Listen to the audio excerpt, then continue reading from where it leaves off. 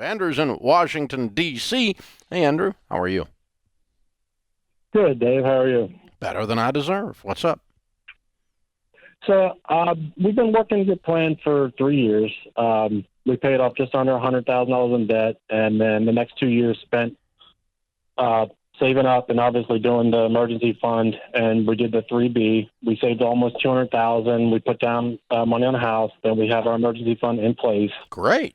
So we're looking to kind of do the 4, 5, and 6. Perfect. Now, the 15% got that. That's great. We'll start investing in retirement. And now the question I have is the 529, should I do that or a separate brokerage account that's not a traditional 529, specifically with our income? And then we don't know if our kids are or are not going to go to college. Mm-hmm. Okay. Well, what is your household income? So right now it's a little over 200, but kind of projected to go up. Okay. Well, to start with, no one knows that their kids are going to go to college, but we're for sure know that if they don't have the money, it's going to be harder.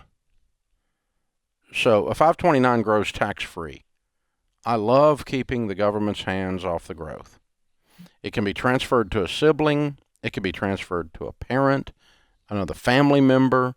It can be transferred if they don't use it. If they got scholarships, you can pull from a 529 the equivalent amount of the scholarship with no taxes.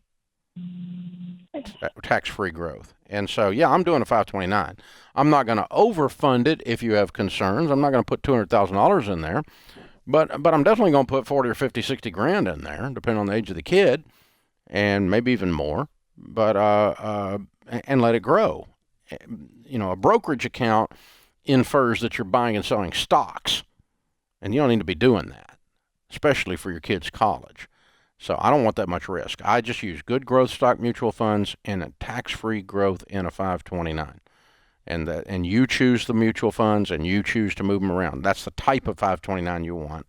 We're very specific about that in Financial Peace University and in the Total Money Makeover. But yeah, just you don't have to overdo it, but don't underdo it either and overthink it about whether your kid's going to college or not.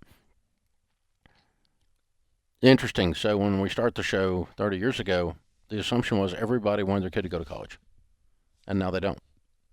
Yeah, and increasingly becoming the case. But also point out here that these 529 plans, that money can be used for non-traditional college education as well. So trade schools, that's anything from tech schools. I mean, you can use that. And so you're seeing more and more opportunities for people to get qualified to do the work they want to do. So it's not like you're being unwise by investing in that. You can use it for their private school when they're one K through 12. You can. That's exactly right. So it's still the best option. Yeah, keeping the government's hands off the taxes and not screwing around with the money with single stock trades, acting like you and your buddy eating a biscuit at Cracker Barrel have a clue what's going on. Don't do it. Don't do it, man. Just get in there into some mutual funds. Those guys run the mutual fund are coming to work in a car longer than your house. They know what's going on. So it's not perfect, but that's where all of my kids' college money was, so I'm not being hypocritical. And so, yeah, I'm doing a 529.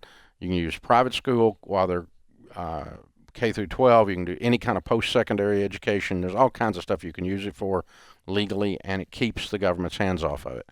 And so, if you put $20,000 in there and it grows to 80 or 100, that's $80,000 with no taxes on it.